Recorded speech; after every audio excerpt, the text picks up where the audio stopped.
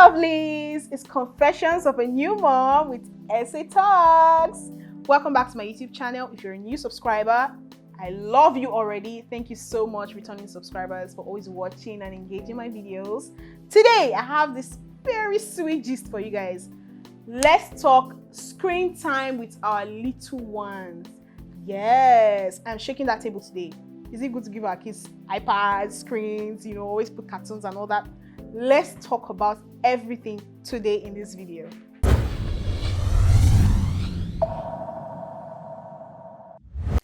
If you ever said while you were single that, oh, I'm not going to give my kids, a screen time, I'm going to regulate their screen time, I won't give them iPads or phones to watch cartoons, do like this. Tilly, I'm looking at you. Yes, we are all in this together. I am one of them, and so are you. I'm guilty as well. We all said that, but what's the reality, guys? The reality is that we have to indulge our kids. We give them screen time, not because we don't want to engage in plays with them or, have conversations with them or give them attention. But we must understand that, you see, these kids, they require 24/7 attention. And us as parents, we sometimes need that break. And there are even things that we need to do for moms that stay at home and take care of the kids, and moms that even work from home. We need that break sometimes. So when we indulge our kids and give them screen time, allow them have their iPads and all that, it's not because we don't want to play with them or we don't want to have, that bonding time with them. It just seems easy, right? It's like a relief, a short-term relief. Yes, we understand there could be something called overindulgence, which is why I always say that we must do things in moderation when it comes to giving kids screen time. But you can't blame us all. You see, back in the day, there's this thing where they said, oh, it takes a community, it takes a village. But where's the village? Where is the community? Because what we are seeing now in our generation, most of us, we are doing this whole parenting thing alone with our spouse. There's no village, no community, so there's no help, right? So when we need to actually run errands or manage the home or cook or just do a few things, it seems like it's overwhelming when we have to do that, and then we have to pay attention to the kids 24/7. We can't be everywhere at the same time. You feel me, right? I just remember this incident now. If this happens every time in my home, right? When I have to run errands, go to the market, go shopping, and then I'm back home, I have to prep for meals and cook. So I remember this very day. If this happens, it reoccurs in my house all the time, right? I went out shopping, and usually when I go out, when I drive out, I have to give my girl an iPad, right? To make sure she's focused on something. Because if I don't do that, this girl has the capacity and she's strong enough to actually unbelt herself from her car seat, and then try and look for me while I'm driving. Like, it's been such a hassle the time it happened, the few times it happened. So what do you expect in that scenario? Of course, I will hand her iPad, right? So that she can get some screen time. And then when I get back home, I have to prep for meals, I have to cook. Then afterwards, I have to do a few things, have some me time. That means I still have to give her screen time.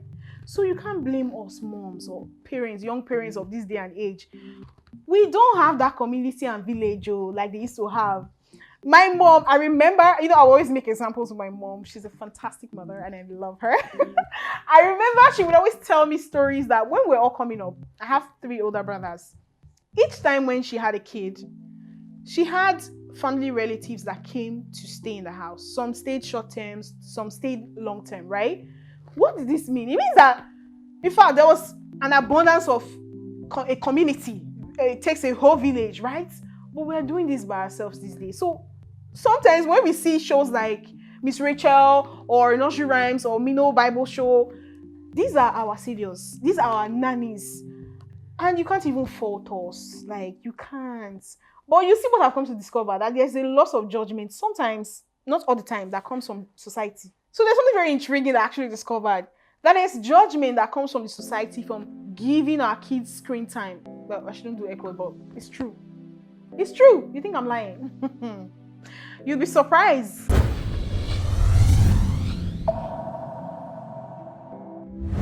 I just feel like society needs to accept that kids are loud. They sometimes have public meltdown that frustrate us as parents. So society, if they feel like, oh, your kid is too loud, this mom or this parent, you can't control your kid. But they fail to understand that this is just a normal development for kids. Kids have zero shame. See, they can be loud anywhere and everywhere they want. They will not even care that you, the parent, you are trying to control them or calm the situation. That doesn't matter to them at that point. All that matters is that they want to be soothed. They just want what they want, right? You feel me, right? And for toddlers, oh God, let's not even enter that topic today. For toddlers, we say limit screen time with kids, but we still judge parents whose kids have meltdown in public spaces, right? We sigh, we stare, or we frown in frustration. If you're a parent that has experienced this before, just imagine going to a public space, maybe church, or you're at the bank, or just somewhere that it feels like you're meant to be quiet and you have your kid there. And we know that kids don't follow rules, right? They have a mind of their own, especially toddlers. I don't have any beef against toddlers. Thank you. I have a toddler. But what I'm trying to say is that, right? You go to these public spaces and your kid is having a meltdown. You are frustrated. Sometimes we are embarrassed. Yes, I'm a mom. I've felt that way before. And we look around us and it feels like people are judging, they're staring, with that judgmental look. Like, control your kid now. This madam, now, wow, you're beginning to make noise. Oh, you can't hold her. Look at what your kid is doing. Do you get what I'm saying? Like, I know you guys can relate to what I'm saying because I have experienced this time and time again. And I know of a lot of moms that are wearing these same shoes, right? So we get those stares, we get those frowns, people get irritated. But we forget that kids are loud. They are meant to be loud, right? So would you blame these parents for handing over a quick fix, which is giving them screens, iPads, or phones just to calm them down at that moment, that time? It's a temporary solution. But then it's a quick fix and it works.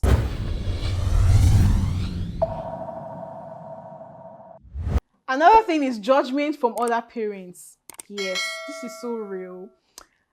There was a time where, some time ago, I don't want to say where or when, but I was somewhere and then a parent was telling me that, oh, we don't give our son screen time. He doesn't even watch TV. He doesn't even own an iPad. We don't feel the need to.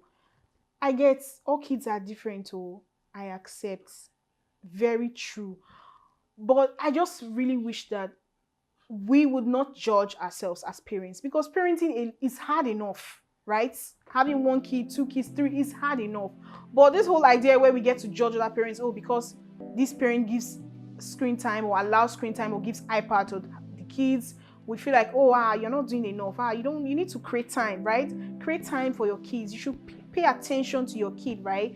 If you do that, you will not have any need to give them iPad. I'm saying it like that sarcastically because it's what I've experienced, right? What other parents have said to me and other moms have also said the same thing to me. So I just feel like we should treat each other with more grace. It's not an easy thing. Our parenting journey, is particular to us. We can agree that there are kids that are very calm, they don't have problem, they are unproblematic. Agreed.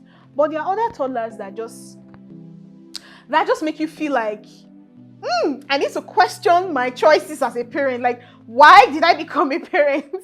You feel me, right? We say kids need less screen time. Agreed. But then we see people treat noise from kids like it's pollution or an irritation. And sometimes us parents, we feel very helpless, right? It feels like we don't have control over our kids. We do. We are trying the best we can, I promise you. But it's not easy. So that's why it feels like we just have to give in sometimes, with the iPads and the screen.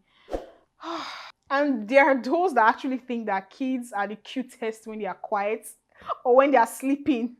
That's actually funny, but it's so true, guys. We forget that kids have big feelings. They have emotions too. They are humans just like us. They are not tiny adults. They are babies. Their brains are still developing, still wiring. So it's very true that they cannot control their emotions. They can't regulate their emotions. That's why they have us as parents, right? They have us to guide them, to help them. And for us, it gets overwhelming. I agree, it does. It's the truth for every parent. If you know every mom, every parent, you ask them, it gets overwhelming. That is why we sometimes, or most often, always give our kids screen time when it feels like it's so much for us, especially in public spaces, right? When we need that quick fix. So we sometimes expect calm and convenience all the time from children. Children, oh, in fact, babies. But we forget that these kids require regulation, they require connection, they require tolerance and patience. I remember in one of my previous videos, I said something like, one of the things that motherhood taught me was how to be patient and tolerant. This is something, in fact, it was a character trait I never had as a single girl. But after becoming a mother, I just discovered myself being more tolerant, more patient, and, trying to really calm down and connect with my child. So if you think that, oh, your body's still hot, you get everybody, don't worry. Body will tell you. When you drop one or two, hey, God, motherhood will show you me. I'm not trying to scare you if you're expecting more. It's a beautiful journey, no doubt.